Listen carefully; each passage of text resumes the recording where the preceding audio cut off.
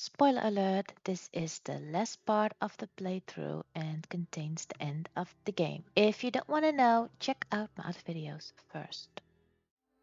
Chapter 9. I can't say that word. With Can you? Hastings' help at the Cotsmythe estate, something I would have liked to have considered, we now know the reasoning behind Mademoiselle Farquhar's brutal actions towards her own cousin. The circumstances around the murder need no further consideration. But the location of the missing Benedict Magdalene still frustrates me. Wait, what was that Monsieur Aylesworth hiding behind his library door? That's what frustrates me. I want to know what was behind it. I still don't know.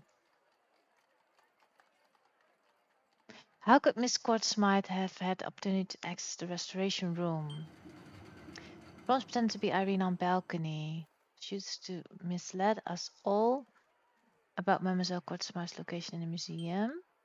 Johan covered for Irene before they had the argument. Mademoiselle Courtsmith manipulated Monsieur Christensen. Well, perhaps she slipped off before the champagne incident. This doesn't even... What? This isn't even a normal line. What does it say? A moment of peace before one's little grey cells must ponder how Mademoiselle Courtsmythe made it from the museum with the painting in tow. Ah, yes. Hastings had something for me.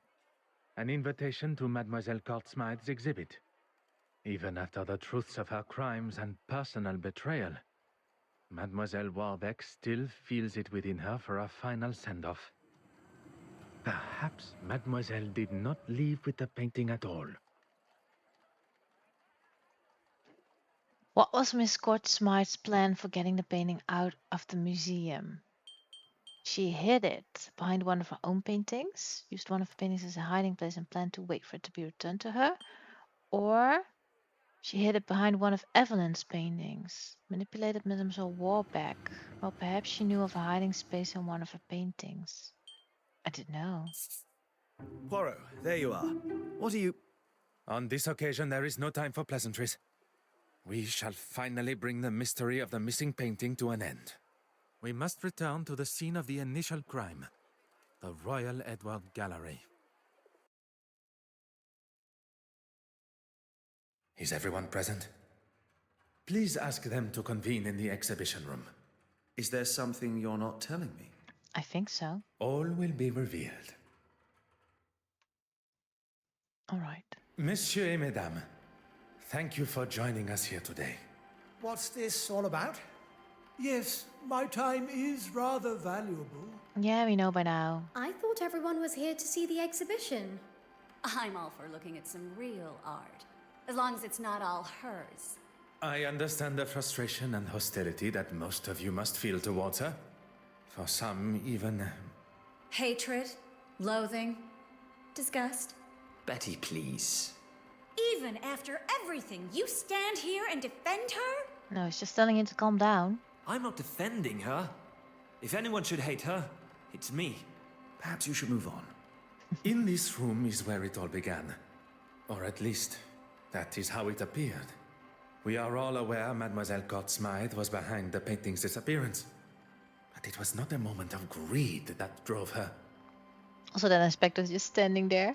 but rather a well-orchestrated plan that involved most of you tangled in her web of lies and deceit. All right, we all know why we're here. Maybe you can speed it along a little. At the detective inspector's request, I shall forego the series of events that led up to the theft of the penitent Magdalene painting. Perhaps a fitting place to begin would be with the death of Mademoiselle Courtsmythe. If that's going to get things moving. You are all aware of the fire and murder that took place at Mademoiselle Courtsmythe's loft apartment. The fire that she started after having one too many.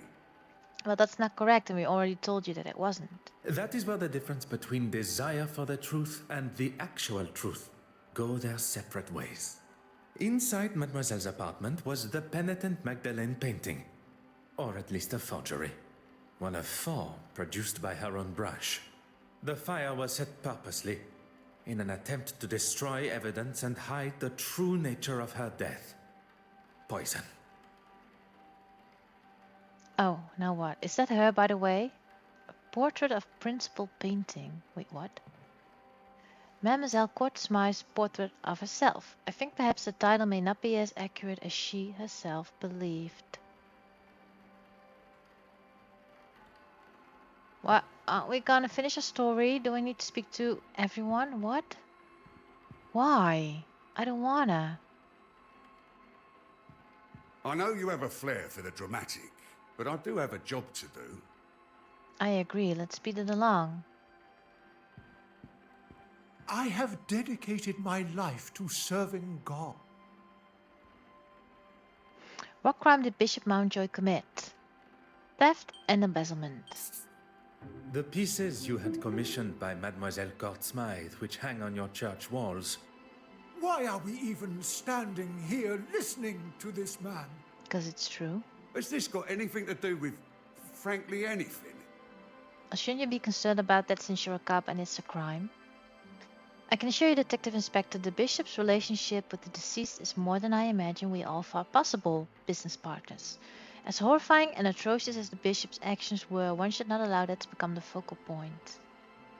Well, let's say this. Mademoiselle Courtsmythe's forgeries would be hung on the church walls, while the originals were sold on the black market to lace your own pockets. You have no proof of these accusations. Poirot, the penitent Magdalene. How could one forget? We have already discussed one of the multiple forgeries, and found amongst your hidden collection the second. Mademoiselle Courtsmythe sold you a forgery that you believed to be real, and upon learning of its fabrication, you lashed out, destroying it.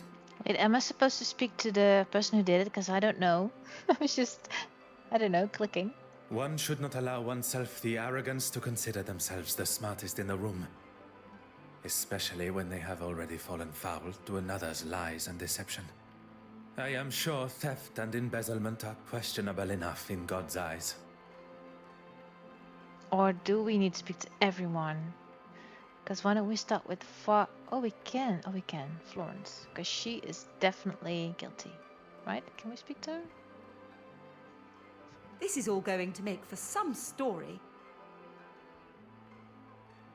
What part did Miss Farquhar play in the theft of the painting? Lied about relationship? Behind the relationship. Repeatedly withheld the truth behind the relationship with Mademoiselle Courtsmythe.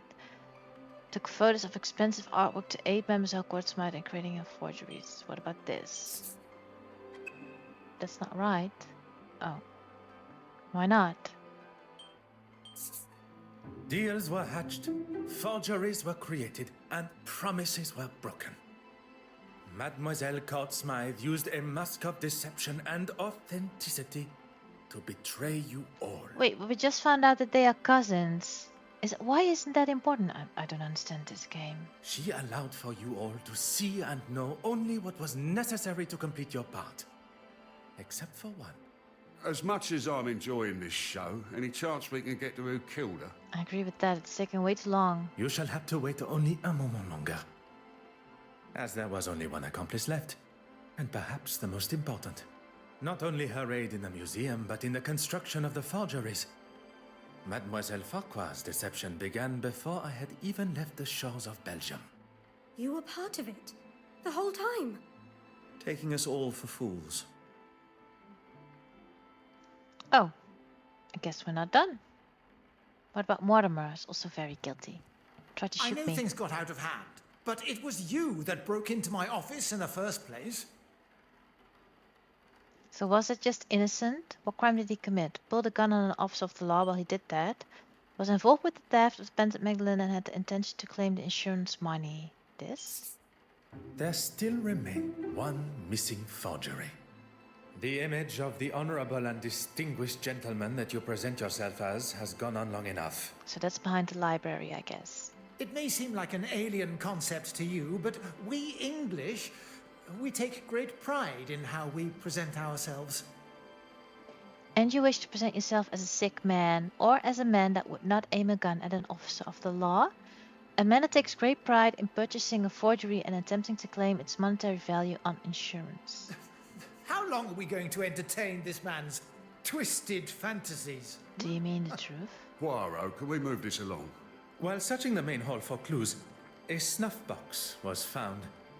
full of cocaine. Oh, that's right. And after speaking with my good friend, Monsieur Demire, about the effects of cocaine on the human body, Recent studies have discovered that the use of cocaine and other such stimulants can put a tremendous strain on the human body, including an increased heart rate. Oh, preposterous! I would never do that. Don't all politicians do that? your heart attack became the perfect distraction, while Mademoiselle Court Smythe was able to slip into the exhibition room and remove the painting from the wall. Faking a heart attack is pretty low. Even for a politician. Even for a politician. Monsieur Hastings, once the painting had been confirmed as stolen, And Monsieur Aylesworth had bothered the detective inspector enough to show he had nothing to do with its disappearance. he would get to keep the original and claim the insurance money. He was going to have his cake and eat it too. I'm not going to stand here. Yes, you are. You'll stay right where you are. A stolen painting, timed perfectly with his crossing of the aisle in the House of Commons. All designed to raise his profile, just in time to announce his desire to be a prime ministerial candidate. I wasn't doing it for me. The poor and the needy. I wanted to give them a voice. I have never heard a more self-righteous claim for breaking the law in all my life. How am I meant to help those that really need it unless I'm in a position that can really bring about change? Yada yada yada. Also, you also had a copy, Johan. Haven't you caused enough damage? No, not yet. What crime did he commit? Affair, was in a secret relationship with her, or theft, stole money from Madame Ellen, saved to start a new life. What about this? Madame Hélène, the famous actress and performer. Your story is one I learned with a heavy heart. Look here. When you overheard the conversation between your husband and Mademoiselle Court Smythe at the gala, your suspicions were confirmed. Did she kill her? I did everything to keep you happy, but it was never good enough. It began with an infatuation, but turned into a relationship. With the money stolen from your wife, you planned on running away together. So that's why you took it. You coward. Yeah, I feel bad for her. She manipulated me from day one. She used me. She used her. Oh, just keep it shut. Perhaps, for once, you should listen to your wife. I guess I need to speak to everyone. I don't know why.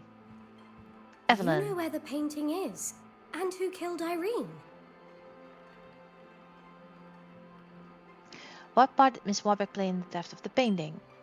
She cleaned the key that was used. She did that. Was in a relationship with Mademoiselle Court Smythe. Mademoiselle Warbeck, do you remember the words you used when discussing your career? No, I mean, yes. You're taking it out of context. On the contrary, Mademoiselle Court Smythe threatened your career by involving you in the theft. The exact context you described. I wouldn't kill her, though. I couldn't. You cleaned the key to the restoration room, did you not? You continued to deny your involvement with the deceased. A relationship that was nothing more than misplaced love. You think I don't know that now? I knew it had been her that took the key from my pocket. But when I confronted her... Behind bars, that's where she belongs. You did way worse things. Give it a rest, old man. She can't speak to me like that. Well, you are old. Before you continue riding your high horse, Your Grace, perhaps one should consider one's own actions. I agree. My actions? How dare you? You're making a mockery of me, the church, and God himself. How annoying is this man? It is you that makes a mockery, and I am sure God will forgive me for saying so. All right. Betty, do we need to speak to you as well? I wonder how many other hidden skeletons are going to appear. Oh, no. Can't speak to him. This is Hastings, Anastasia. It all ends here, where it began. I don't know. Poirot, the penitent Magdalene.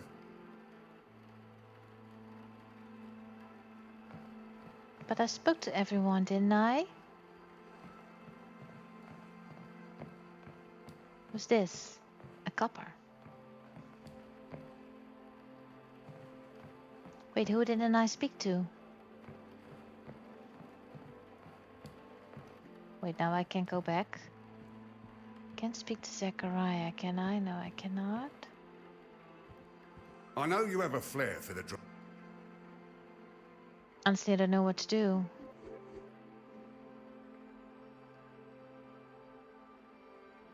Deliver your findings. But to who?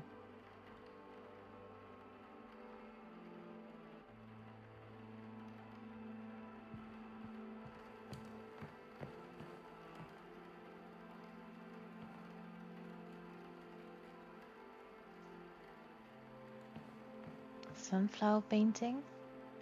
Interpretation of the famous painting created by the artist Vincent van Gogh.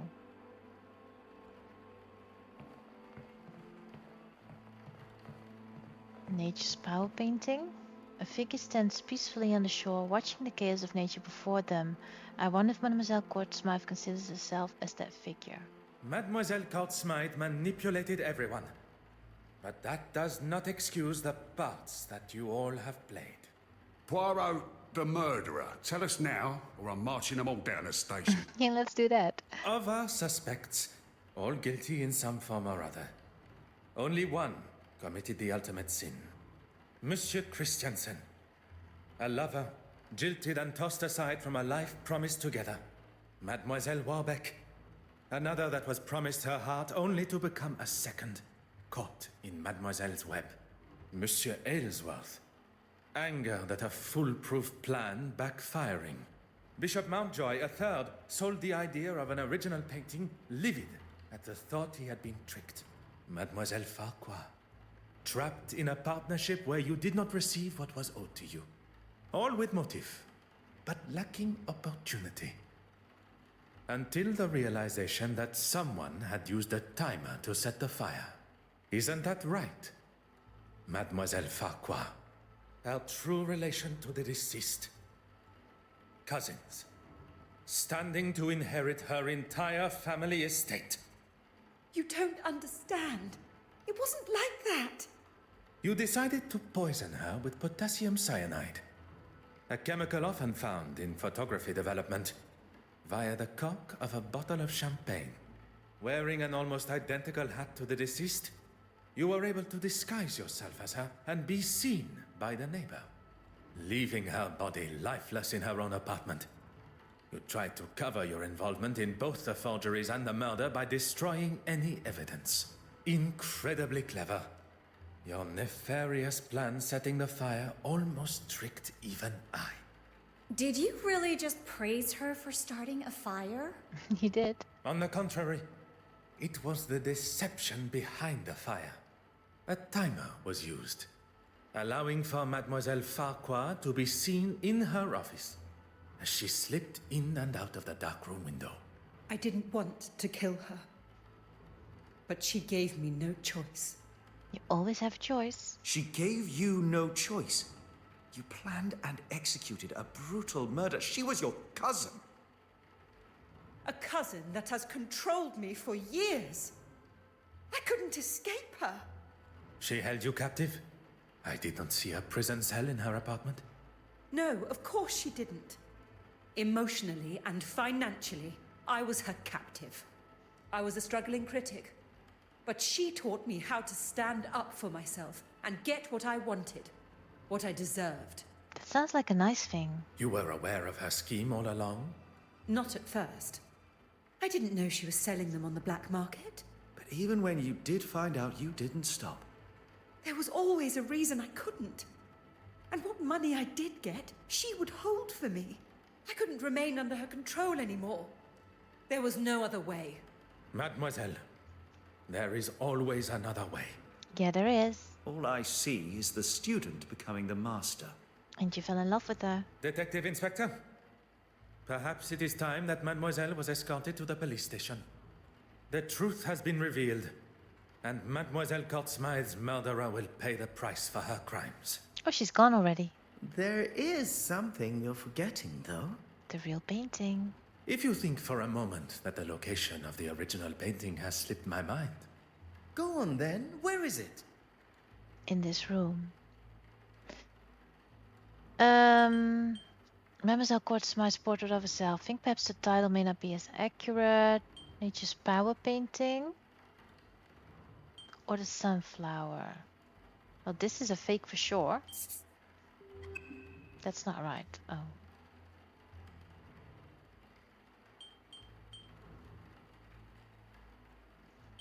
What about this? That's not right. Alright, the last one. In this very museum. If the original painting was to find its way into her portfolio, it would be returned to her after her exhibition has concluded. Meaning? It would be delivered to her on a plate. Exactement. She prepared one of her picture frames and made sure it would be in the restoration room. What on earth is he doing? You've got to be kidding me.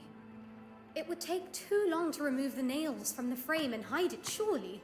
The nails were sewn down, creating the illusion of being used correctly, when in fact the backboard was easily accessible. Hidden perfectly behind what Mademoiselle Court-Smythe deemed to be her masterpiece. I never doubted him for a second. Messieurs et Mesdames, the penitent Magdalene.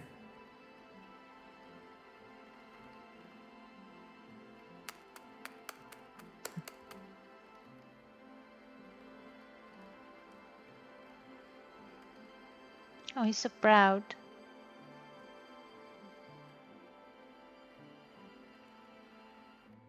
The end.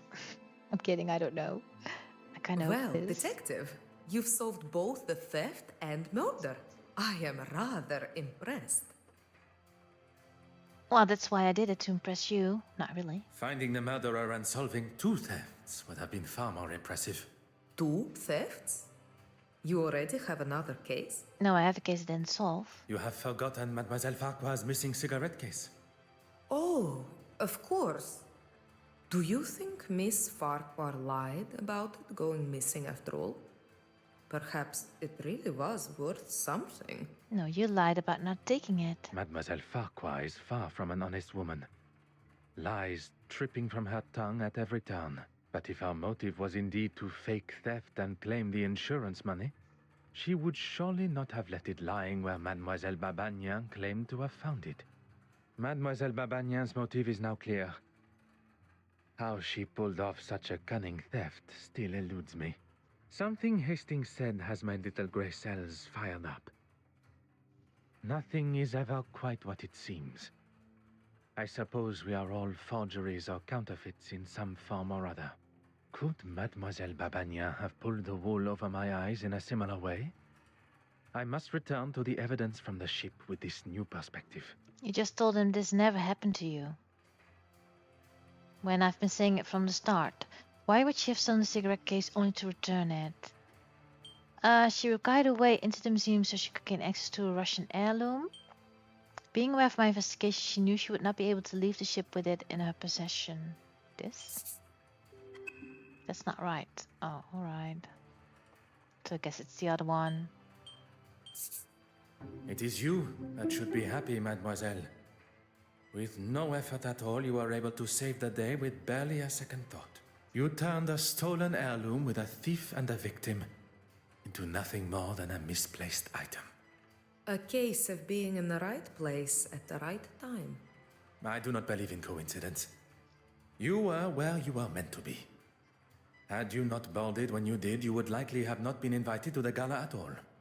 Or been able to be within touching distance of so many beautiful and historical pieces, including the silver mantle. One thing I have learned during my time here in London is that people portray a version of themselves. One to be seen or be met. and another that remains hidden from the world. What are you trying to say, detective? That there are some that wear a mask of authenticity. That perhaps, under different circumstances, I would have had the pleasure of meeting a different Mademoiselle Babania. Will you be leaving London now? There are a few small matters to settle before I leave. Mademoiselle Farquhar is now in the hands of the Scotland Yard, where she will stand trial for her crimes. You really do believe in the law, don't you? If you do not believe in the law, madness and lunacy will ensue. And everyone should be punished for their crimes? I believe that we should be held accountable for our actions. No one man is above the law. Or woman. Or woman. And you, mademoiselle? Are you to leave London? There's nothing more for me here. I hear Paris is quite beautiful. Are you gonna go to the Louvre and steal stuff there? Perchance our paths should cross again. Perhaps, under those different circumstances. I look forward to it, detective. She is a criminal. Well, that's that then. Oui, monsieur. The cases are closed and Mademoiselle Farquhar will shortly be behind bars. What of the others? Judging by the detective inspector's glare at Monsieur Aylesworth, he will not be escaping the law. And Bishop Mountjoy. Once news spreads of his connection with the black market, I would question his attendance come the Sunday service. I was hoping at least someone would get a happy ending. Oh, I feel kind of bad for him. He finally falls in love once, and she's a criminal. Monsieur Hastings, you have been by my side throughout this investigation. Without you, the guilty parties, would not be facing the consequences of their actions. I helped where I could, but it was mostly you. I know that. What you may not know, and I would kindly request you keep to yourself, is that I consider myself somewhat of a... Well, that could be anything. Loner? I would not go as far as that. But it appears you understand my sentiment. Good thing I was around to save you from a gunman. I fear I shall not live that down. I'll maybe hold on to it a little longer. Not many can say they've saved the great Detective Poirot. The great Detective Poirot. As much as I admire your formality, I think we should look for something more familiar, accustomed to our new relationship. Our new relationship? I have seen the benefit of friendship. Connecting with someone that can be trusted and loyal. Someone that shares an authenticity not only in themselves, but in their beliefs. And that's me. Detective Poirot and his trusted friend, Arthur Hastings. It does have a certain charm to it, n'est-ce pas? It does. But that's it. The London case, the end. Well, that was the end of the game. Yeah, so I think you kind of know by now how I feel about the game. I thought the writing was good. It was a good story. I liked the chapters and they tried to put in some twists, but it felt like they started a game, really wanted to go for it, but everything in it and make it a great game. And then, I don't know, money ran out or time or whatever, and they just finished it off in too little time and they rushed it. That's how it feels. It doesn't feel completed. Also, the bugs in the game make the game annoying to play. It ruins the experience for me when someone says something and what's written down says something different. It just annoys me. I can't. And, Hercule keeps walking into people and into doors. It feels like the old games, where they want to speak to someone, but they have to walk into that person for 4 times before they're able to speak to them. And it feels outdated. I don't think games that are released now should do that. It just feels, I don't know, a little bit cheap or something. Anyway, I did enjoy the game, but I'm glad it didn't take much longer because too many chapters would have made this game even less bearable, if you ask me. It was fun to play. Would I play it again? No, probably not. No.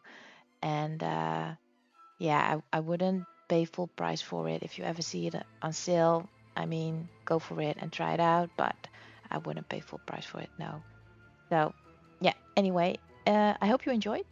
I don't know yet what I'm gonna post next. Normally, I do have a thing in my head or a few projects I could do, but right now I don't really. So I'm open to suggestions as always. Might be that when you give me a suggestion, I already have something in mind or have started something because I need to work ahead. So it's not like I don't take them seriously. It's just the timing.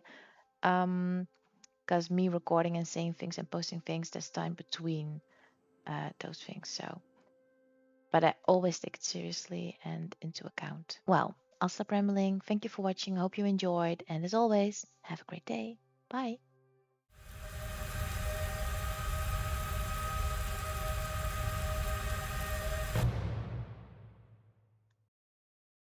Thank you for watching. Curious what happens next? Subscribe to my page so you don't miss anything.